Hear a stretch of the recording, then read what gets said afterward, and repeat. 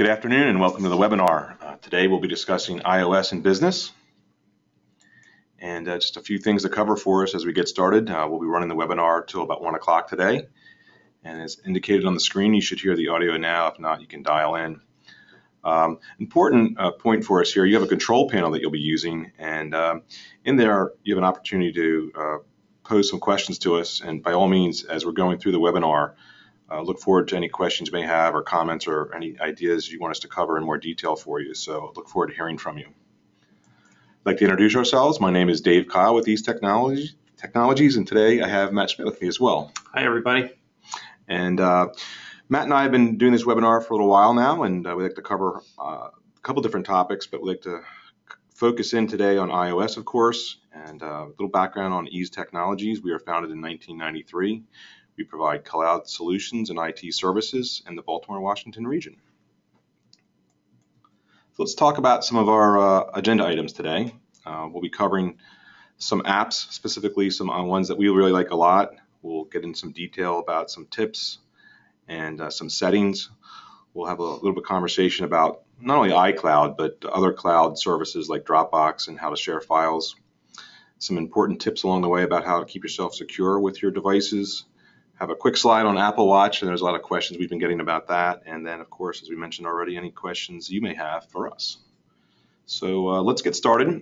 Matt, I'm going to turn it over to you first, and just sort of, we cover a few items, just how iOS is doing in business and some other areas, so everyone gets a sense of, where these devices fit in there. One of the things that we've been seeing, we know for a fact, is that generally across the country, it's about 75% market share iOS devices have in businesses right now. So if anybody has a smartphone or a tablet, it's likely going to be an iOS device. Yeah, absolutely. I mean, particularly in enterprise, a lot of the numbers are definitely different for people's personal devices, but we had over 91% enterprise activations in the fourth quarter of last year, and the number of tools that are available for businesses and enterprise in particular keep increasing. And recently, actually a little earlier this year, Apple and IBM launched a very large partnership to create enterprise-level apps for iOS in different markets, and ranging from everything from real estate, sales, to managing flights for airlines. So the variety of tools keeps increasing immensely. Hold on one second there. We have a question here that somebody can't hear anything. If somebody else cannot hear us, can you simply ask us a question on here? Because we do have somebody stating they're having some difficulty hearing us. We're still talking, so no one else is jumping in. I know, Bill, you're asking that you can't hear us. I'm not sure if it's on your computer. I know you had a question on there. Go back to the phone number. Yeah, I'm going to go back to the phone number, Bill, and see if we can't get you back to that. He's on. Oh, okay.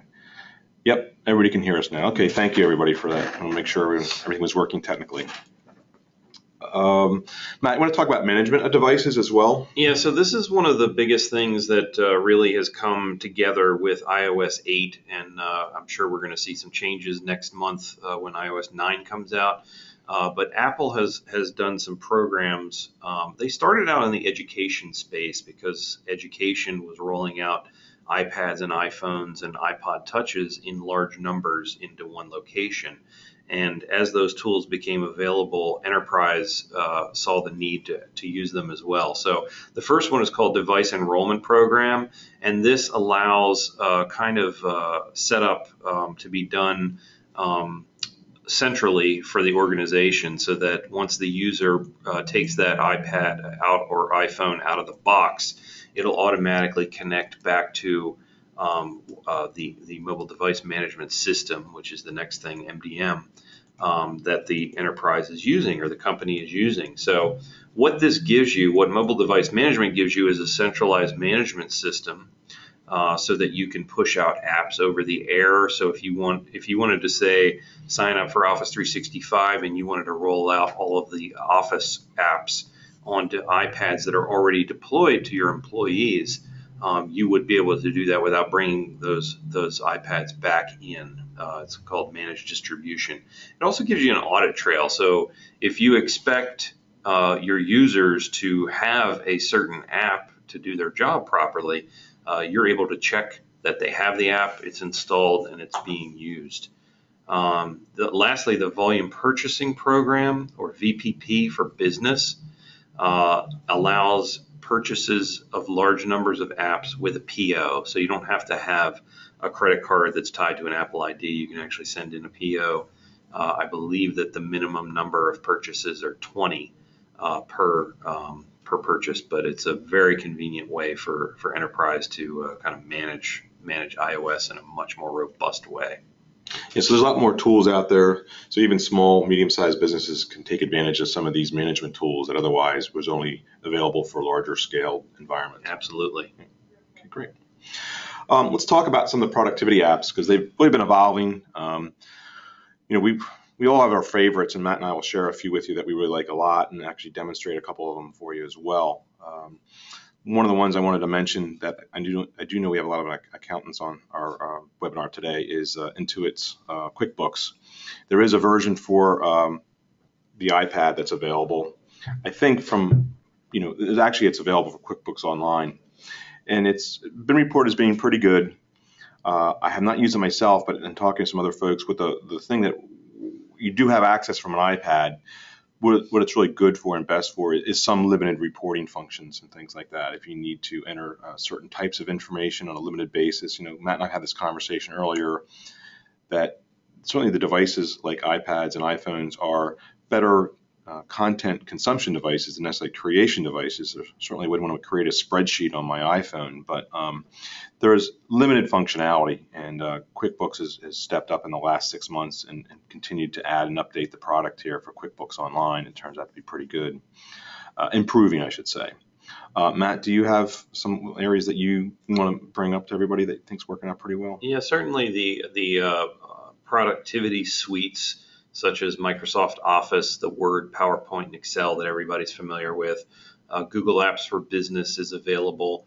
On the desktop or laptop, you're using those tools in a web browser. On the iOS devices, there are actually apps. So there's Google Sheets, Google Docs, Google Drive, that sort of thing. And then Apple has its own tools, Pages, Keynote, and Numbers that do the same type of thing. So, in the past, content creation wasn't really a possibility. It certainly is now. There's some really great PDF tools on here, like iAnnotate, where if you need to mark up a PDF kind of on the go, it gives you the ability to do that. And one of the other ones, kind of to the left, is a scanner app called JotNot Pro, which allows you to use the camera on your devices to basically scan in documents and turn them into PDFs. So a lot of great tools here. And one that we're using right now actually is GoToWebinar, which I think everybody's using to view this webinar today. So there is a webinar app that allows you to do that on your phone or your iPad. And we're going to show a couple of these as well. We did have a question before we started the webinar from someone as they registered, which was they want to see about using the iPad to review documents with some of their tax software and sitting down with some of their clients. So we can maybe demonstrate something like that. I think you have one. Yeah, I'm going to demo using 2 apps, and we can kind of talk about how a lot of this kind of creates a workflow. So it's not necessarily that you're living inside of one app the way you do on a laptop or a desktop. You're kind of using these things to work together to accomplish tasks. So, and we'll definitely talk about that and show it. Okay. Let's just talk. I think you mentioned Microsoft Office already, but you want to? Yeah. So, yep. So this is definitely for Office 365 users. You have the full suite available of apps. You have Word, PowerPoint, Excel, Outlook. OneNote is kind of a note-taking app on there. OneDrive for Business is the cloud. It's actually a renamed SharePoint portal, but it is their cloud offering in terms of allowing you to have disk space and sharing files with people. Microsoft also purchased Skype. So if you're an Office 365 user, you have Skype for Business, which used to be called Link. They do a lot of renaming. So you also have a remote desktop client, which we're going to demonstrate in a little bit. And then you actually have the Office 365 admin console. So if you are the administrator of your Office 365 users, you have the ability to pull that up and manage your users on your mobile devices. So most of our business customers are using the Microsoft Office suite in some way, and we'll demonstrate some of these as well. But for some of our education accounts, I know that Google Apps is actually a preferred opportunity to use some tools on these iOS devices. Well, we're seeing more and more on the business side as well, so it's kind of going either way. Similar functionality. You've got a couple differences with the Google Apps Suite. You've got the Chrome web browser, which is available on your iOS device. You've got Google Drive, which is your cloud drive. You've got the Gmail client. You also have Google Admin, just like Office 365. You're able to manage your Google users. And I think the biggest difference is if you are running a website and you want to analyze traffic, you've got Google Analytics as a tool to be able to take a look at your web traffic and figure out who's going where and use that data. Let's just talk about a few of our favorite apps, and this is where we'll take a break, not break, but we'll switch off the screen and get into some demos. So Matt and I have some of our preferred applications that we enjoy using the most. Waze is one, which is a navigation, much like you'd already use for Google Maps or Apple's Maps. It's actually, Waze was purchased by Google probably about a year or two ago, but I prefer it over, and we'll demonstrate. Try to demonstrate it. We actually had a problem with the display of it. We discovered a bug. We got a bug. But Dropbox, of course, which a lot of folks are using. Evernote, which is a note-taking app, which I will demonstrate. 1Password, I'll demonstrate that. Outlook. And then Keynote is Apple's application for presentations. And it's a very good application if you get a chance to use that as opposed to something like PowerPoint. And Matt, you're going to demonstrate DocuSign? I am going to show DocuSign, and we're all using GoToWebinar. Yeah, and we were using GoToWebinar earlier to check and make sure that our presentation is working properly. So let me quit out of here a second, and we're going to run a little application we call Reflector on our computer, and it lets me bring up, bear with us a second here. We're switching out of one mode and going to another.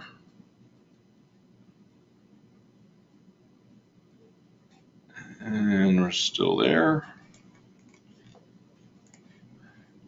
And there is my iPhone. So I'm going to unlock my iPhone. And I'm going to jump right over to, I got my news coming across me. I'm going to jump over to Evernote first as a application I want to share with you.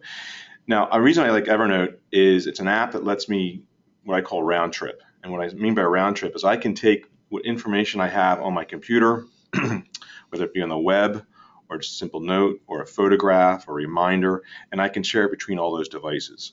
So round tripping provides me access to information whether I'm on my computer in the office, I write down a quick address and I flip it over into my notebook here or my Evernote. I can then have that information. I can keep a variety of notebooks.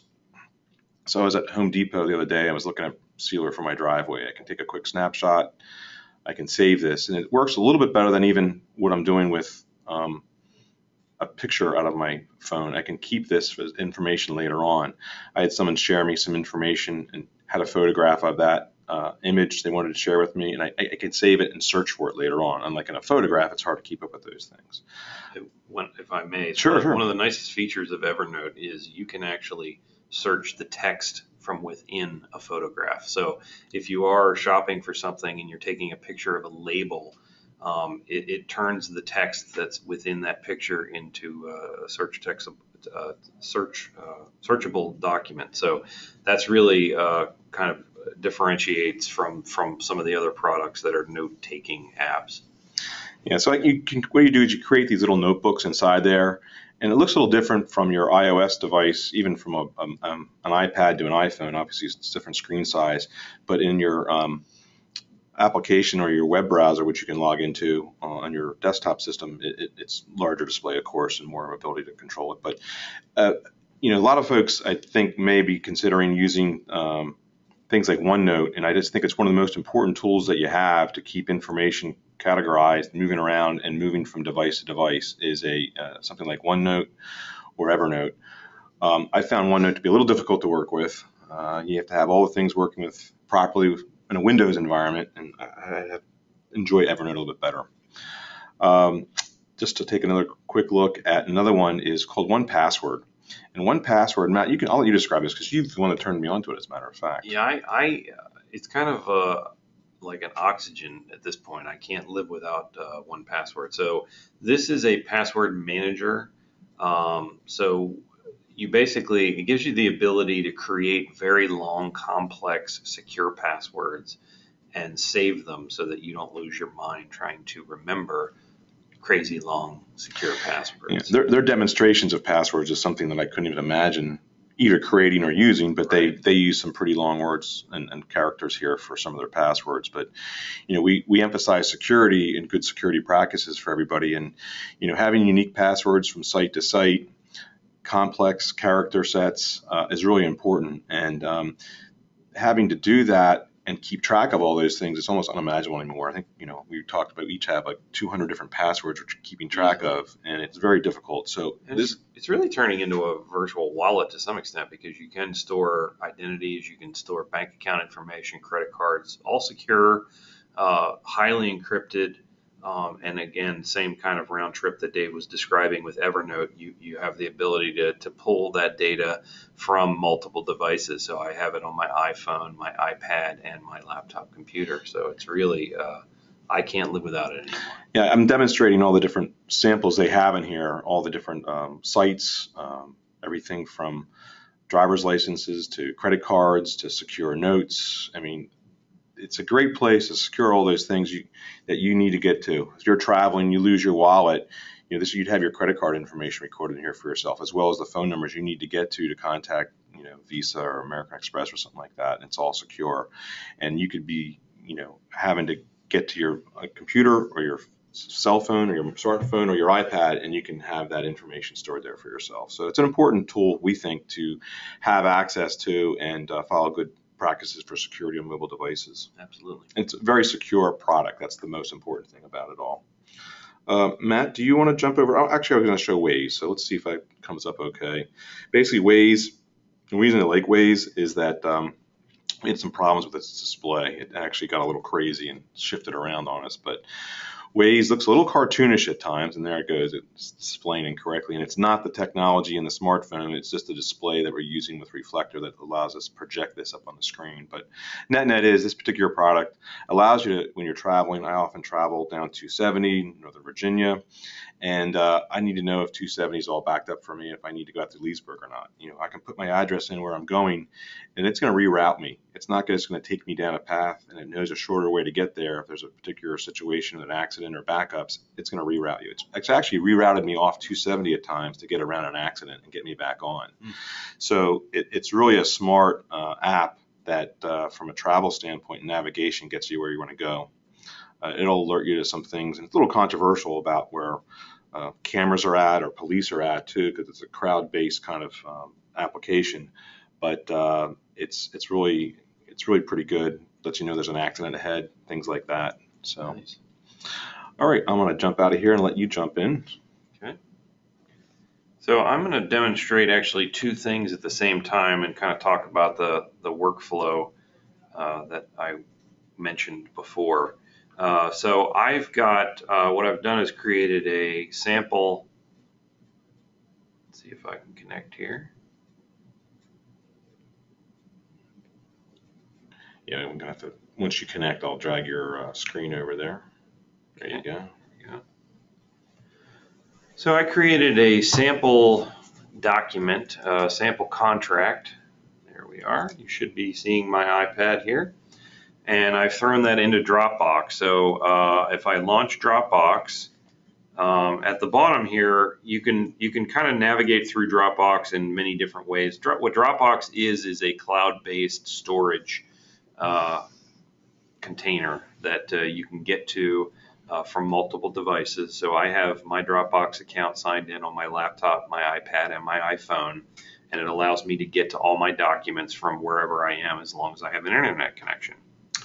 So you can navigate it through hitting files, and that would be like a file system like you have on your computer today. Or I can click on recents, and it's going to show me the most recent documents that have been uploaded to Dropbox. So today I created a sample contract, made it into a PDF, and if I just click on that, I can bring up that PDF document within Dropbox as a read-only document. But let's say I actually want to use my iPad and not only get to that contract, but I want to sign it, or I want to have the customer sign it while I'm on site with them. So if you'll look at the top right-hand corner of the iPad, there is a box with an arrow pointing up out of it, which I'm going to hover my finger over. It kind of went gray here. If I click on that, and that's going to be available within almost any app that you use. And that's going to give you a contextual menu down below that shows you different options. So I have the option of sending that within a text message. I can email it to somebody. I can post it directly to Twitter or Facebook. If I want to copy that link to that document and share that out with somebody from within Dropbox, I have the ability to do that. I can print it if I have a wireless printer available to me. And then I have this little circle here with the A called Open In. And you're going to find that you're going to use this quite a bit in workflows between different things. Basically, this is going to open and show you every app that you have on your device that can open or do something with the document that you're viewing at the time. So I'm going to scroll over and I'm going to look for DocuSign because I want to show you how I'm going to sign this document on here. It's going to automatically open up DocuSign and pull up that document from Dropbox. And then I can say sign now. I can get a signature if I'm with a client that I want to have them sign. I can add them to DocuSign, or I can just save that document to the DocuSign library and do that later. But I'm going to go ahead and click sign now, and I'm going to use my own signature to be able to sign this document. So it's going to pull up the document from within Dropbox, and then I have my contract right here. I'm going to go ahead and sign that document by clicking signature, put my signature in here, and then I want to date that. So I'm going to hit date, put the date there, and I'm done. So I hit finish, and I have a couple different options here. I can finish and close that, which would save that back to the library. I can finish and email it. So if I want to email the customer a copy directly and email myself, or I can click on finish and open, which I'm going to do. I'm going to open that document back to another app. Oh, I'm sorry, save to Dropbox is right below me. I didn't even see it. So I'm going to click on save to Dropbox, and it's going to save that sample contract .2. So it's not going to overwrite the original one, but it's going to upload a copy that is signed. So when I go back now to Dropbox and go back to recents, I'm going to sync that, and it's going to show me now the signed version of that same contract. And again, from here, I can go ahead and open that in something else. If I want to annotate it, I can go open up an iAnnotate, or I can email that document to multiple people from within Dropbox. So again, it's a workflow between multiple apps, but it's a really handy tool. Matt, how much is that one, by the way? DocuSign is free. Okay. Dropbox, there is a Dropbox for Business, and I think we're going to talk about that a little more. And we do recommend that. But DocuSign, there is a free and paid version. So far, I haven't felt the need to get the paid version. The free one works just fine for me. Can you jump out of there? Yep, I sure can. Great. So one last one I'm going to share with everybody is I took our presentation and just literally knocked it over I use Keynote for my Macintosh, saved it as a PowerPoint, and let's get myself so you can see my screen.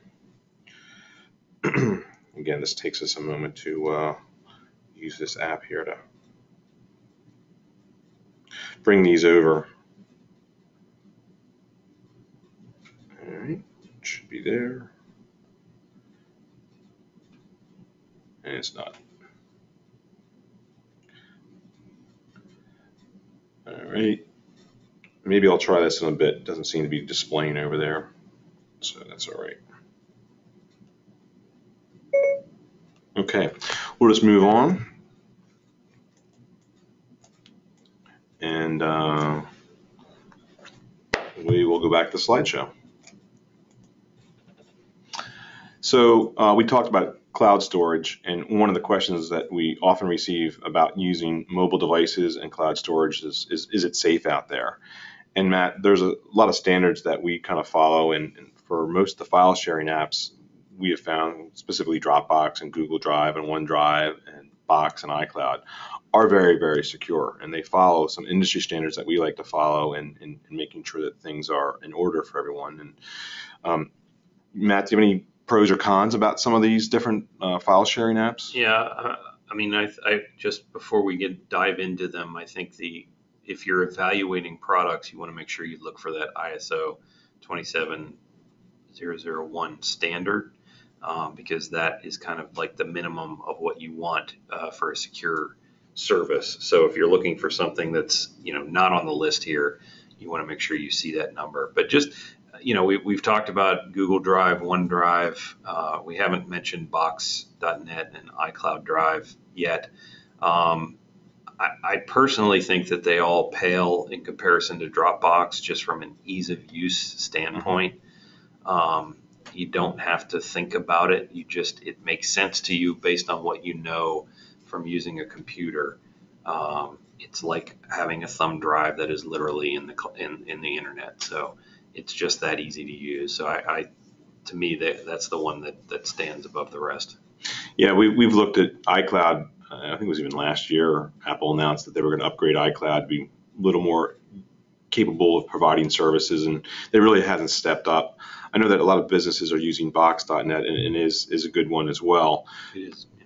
The business services that Dropbox has been upgrading to has been equally good in security and things like that, and feature sets from Dropbox I think are really pretty popular. And the reason it is it's kind of easy. Let's just switch over to that slide since we're talking about it so much. Yeah. I mean, some of the things about Dropbox we like so much: you can have audit logs, you can do remote wipes of the information that are there. You can have you can force someone to a certain password to get into a certain folder you may create or a file, so you can control what they see and then for how long. You may be able to say, only provide them access to this folder for a certain period of time. And what's really important about that is if you're sharing information out in the cloud, you are controlling that information. Now, it may not be, for some of you are using taxes, that may not be the preferred method. I'm just talking about general sharing of files and information between people or other associates you may have. It's a good, secure, easy to use system out there that we feel, as long as you're using the business version. The regular free version is pretty good. The business version really adds and completes all the things you need to make sure that it's secure and follows best practices out there that we like. And one of those features that's actually found on both is called multi-step verification. And this is a good feature to be using with any of your services that you have an option to do, maybe Google, maybe Apple. I think that for us, we use multi-step verification with Dropbox, for example. What this is a feature that you turn on in your settings for any one of these services, and the example might be you'd give them your cell phone number. So if you were going to log on from a different device, it would actually send you a text along that you would have to use along with your email, your password, and then this time-dependent 6-digit code that would come in as a text message to you to enter in this information. So it's an extra step in verifying who you are to use that application on that device for that period of time. And it's not just for Dropbox, as I mentioned. It's an important security feature that has an option for many services, like I think Facebook may even have it now as well. So if you have an option for multi-step verification, turn it on. Yeah. It takes a little extra time, but it's really one of those ways of making sure your device is secure. And that was one of the questions we had earlier is, how do you make sure my device is secure? This is one of those steps you can take if you're using Dropbox or other services to turn on multi-step verification. Sometimes it's called two-step verification as well. You're going to see it more and more. Yeah. iCloud, we're not going to spend a lot of time on this, only from a standpoint that as you use an iOS device, you sign up for iCloud services, whether it be you're backing up your device, whether you're using your calendars, contacts, your iCloud Drive, which is kind of like Dropbox, your keychain, which is a way to store passwords between devices, and then another service, which we really like a lot, which we'll show in a second, is Find My iPhone. Actually, the same iCloud service is the same kind of thing that Apple uses for music and other kinds of information that you can store in the cloud as well. So for Apple, iCloud is a pretty broad and encompassing set of services they provide for a lot of different features in the iOS devices. Yeah, I would say if you are backing up over the air, you're not plugging into a computer, you're definitely using iCloud to do that. And I think that and Find My iPhone are probably the most useful and important aspects to iCloud. Yeah, we're mentioning things like Dropbox as opposed to iCloud Drive because Dropbox is much better, for example. Yeah. The one feature that does have is Find My iPhone. And let's just talk about that for a real quick moment. This is a setting you need to turn on in your iOS device. I'm showing you a screen of my Macintosh, and I've logged into my iCloud account. I have Find My iPhone enabled on my iOS device. So if I were to have lost my iPhone or my iPad, and actually I was golfing probably about 3 months ago, and it fell out of my golf cart. I used my friend's iPhone and his iPhone to look for my device. I couldn't find it, and what I was able to do was I put a message back to my iPhone from his, simply saying, "Hey, look, it's in lost mode. If you find this iPhone, give me a call at this phone number." So it enables a couple different things. One is, first, if you can't find your device, you can play the sound from your browser. If you have it in lost mode, it'll display information. And the worst case is, if you've lost it and can't recover, you can hit erase my iPhone, and remotely, wherever that device is, as long as it's turned on and has internet access, will remotely wipe that device for you. And that's with an iPhone or an iPad. So it's a really good set of services and security measures you can place on that device if you were to lose it, is what it comes down to. And one of the nicest things about lost mode is, if it's really truly lost and no one finds it, the last thing the device will do before the battery dies is send its location back to Apple, and Apple will store that location for, I believe, 30 days.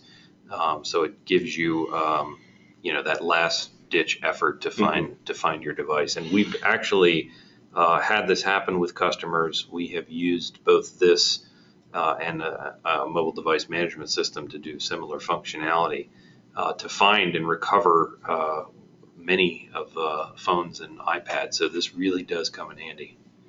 I want to share another cloud service that we actually use and how you can use it on your iPad. And we have a product called Use Cloud Workspace.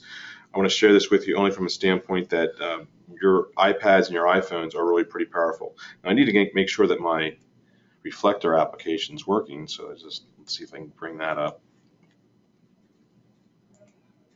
And I'll see if I can get my mirroring to work.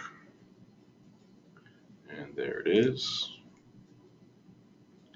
So what I want to demonstrate here for you is my iPad, and we're going to use the Microsoft's RD client. And Matt, you want to explain that as I'm launching this real quick? Sure. Microsoft has it's called Remote Desktop, and it's a free app that gives you the ability to connect back to servers and other workstations. In this case, we're connecting to an actual desktop that's in the cloud. So from my iPad, I can launch my Windows desktop computer, and in here I can run all my same applications that I have out there. So I can run Outlook that I would on my Windows computer. I can get to my calendar. I can add new calendar events. I'm simply using my pointer or my finger right now to navigate myself around. I can close out of here. And again, I'm not going to spend a lot of time in here. I just want to show you the power of what you can do in your iPad and your iPhone. This can actually run on your iPhone too, which is a little challenging. In a pinch would be good. There'd be a lot of pinching, I would imagine. But you would not want to be working off of a phone, any phone, all day long. Yeah, so you can see I brought up my keyboard. I can change the date here. But this gives you full access to your desktop, full access to your servers, local printers, local scanners, anything that you have within this virtual environment can be connected to from your iPad or your iPhone. All right, so let's jump back to our presentation again.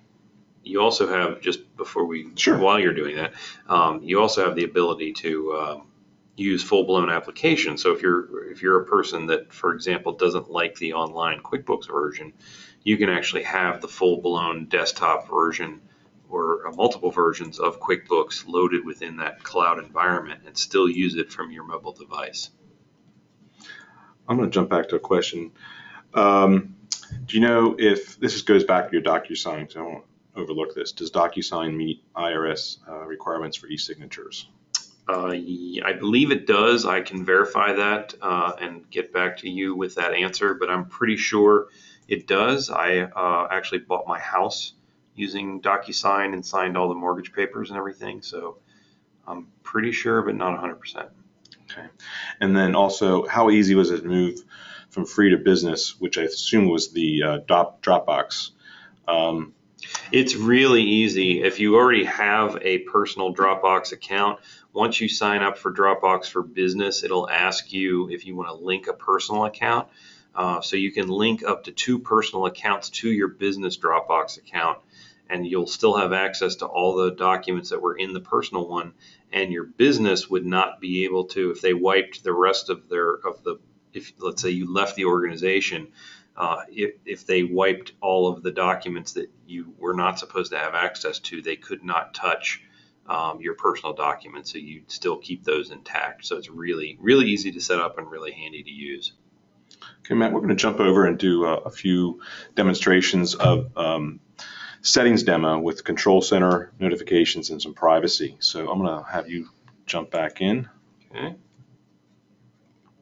And I'm going to take your iPad and bring it over, which you've started for me here. And maybe you can talk about notifications for us first. Actually, let me show you Control Center. Sure. So Control Center, if you take your finger and swipe up from the bottom of your iPhone or iPad, you will see that you actually have some controls here. So I can do things like control the brightness of the display. I have the ability to pull up the camera. I can use AirPlay. You can see that I'm connected to the laptop here. I can turn on airplane mode, do different things like that. So it's a very quick way to get to some controls that you're going to use on a regular basis. Within settings, just to go back one, looks like the little gray box with the mechanical wheels inside of it.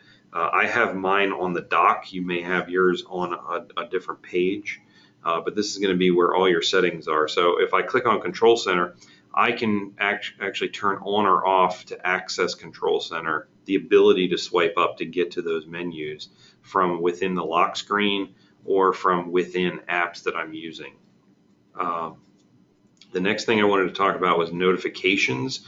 So this is if you have apps that are constantly sending you alerts and badges and reminders and things that are driving you crazy, or things that you really want to know, you have control over this. You may not realize it, but you can turn on and off these things. So if I go into messages, I can first off just say that app has no ability to send me any kind of notification, whether it's an alert or a banner. You can see down here in the middle the difference. The banners are at the top, the alerts are in the middle. I can completely turn those off, or I can just select which ones I want to get. I can also sort it by time. So it's not an all or nothing thing. I can go in and turn some of them off, some of them on. I may want to know, news alerts, but I may not want to know the scores of the game, which I actually do. So, and the last one that I really wanted to talk about is privacy, because this and location services in particular. If I click on location services in there, this is going to show you the apps that are using the GPS that are in the iPhone or iPad to kind of know where you are. So I can completely turn off location services, so I don't have any apps tracking me, or I can choose to turn them on or off. So these are the ones that use it, and I've turned off the ones that I don't want to know, where I am. But other ones like AccuWeather, if I want to know what the weather is, it kind of needs to know where I am Sure. to give me an accurate forecast for where I am. Um, Turning some of these off too actually conserves power. it does. There's no Yeah. need to have every single app you have knowing where you are all the time. So, case in point, the calculator. Why would the calculator need to have the GPS running? Right. And the GPS is one of the worst consumers of your battery and drains it most quickly. Yeah, and just even turning it on to while using will help the battery Right. life. So you definitely want to pay attention to those things. This also gives you the ability to know what's using different hardware aspects like the camera and the microphone to here. So you have control of what is accessing your information, and that is where you find it and where you manage it. And this would be definitely one of those spots I would go to, along with Matt's point about privacy. Again, my point, which was, if your battery's is really dwindling down quickly for you, I would look at privacy and location services specifically on either any of your iOS devices to see what you have enabled. Exactly. Okay, great. I think I wanted to share with everybody a quick demonstration, because I ran into this myself recently, about how I'll put the slides back up. slides back up. I think. Oh, you're I'm going gonna show. Okay, sorry. I'm gonna find my. So what I was running into, and this just happened recently, I was running out of storage space. So what I want to do is just show real quickly what you can do about how you can better manage some of that. So this occurs when you get the message that you're running out of space, and if you've had your iPhone or your iPad for probably greater than a year, and you had a 32 meg system, and all of a sudden you get this message, what can you do to better manage this? So in general, you'd want to go into usage, and then from there you look at manage storage. And I'll just go back one here real quick. You can see I have it's a 32 gig iPhone. I've used up 24 gigabytes of space. I had 2.3 available, but I was getting the message recently and I had to go through and manage my storage. So when I click manage storage, I can see all the applications that I have that are using the different amounts for me. So I listen to some podcasts, and there's a lot of storage being taken up with my podcasts. My messages are almost a gigabyte. Mail is 500 megs, and the photos just showed up, and that shows up as 2 gigabytes now. So you can see which apps are taking up the most space for you. And if you aren't using that app, for example, it almost even suggests scrolling through all your apps, and you may have downloaded something, maybe you're on a trip or doing something, you go, well, you know what, I really don't need that. And you can go in and just delete that application altogether for yourself, and save some space. Now, some of these ones, like USA Today, is really not taking up a lot. But again, like I said, if I wasn't using USA Today anymore, I could click it and simply delete the app right from here and save some space for myself. But more likely, you'll have to go through and look at something like photos, or you'll look at something like podcasts or even video. You may have enabled to have some photographs, movies, or TV shows downloaded. And this is where you'd see it. You can't click in here to actually delete some specific areas, but I can see where it's coming in. So my photo library has 1.9 gigabytes of space being taken up. So what I'm going to do here is I'm going to jump over to my photos and get into my,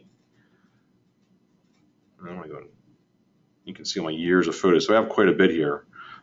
I can actually go through and click a photograph, and I can select it. And this is a photograph I've downloaded. I can select that item, and I can simply delete it from there.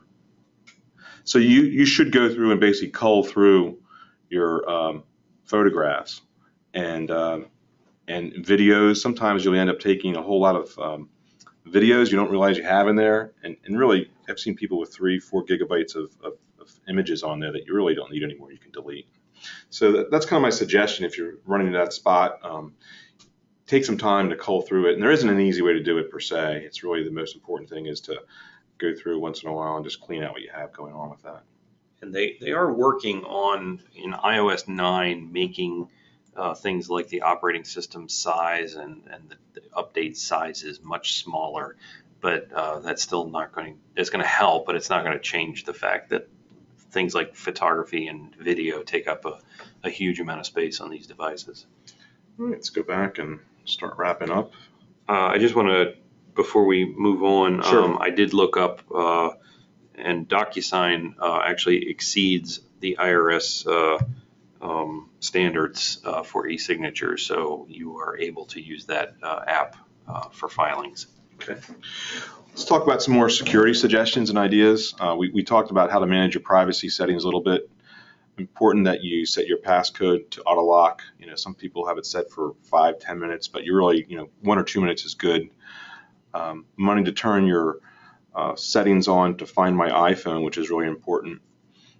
That's a way, if you do lose your device, you have a way of at least attempting to recover or wipe the device itself remotely for yourself. Avoiding free Wi-Fi is another important one. If you do end up going to Starbucks or other locations, there's some inexpensive services that you can use that are called VPNs, virtual private networks. They run about $50, maybe $80 a year. You can turn on for yourself, whether it be on your laptop, your iPad, or your iPhone, and enables you to have a secure connection in public places and encourage you to make that investment for yourself.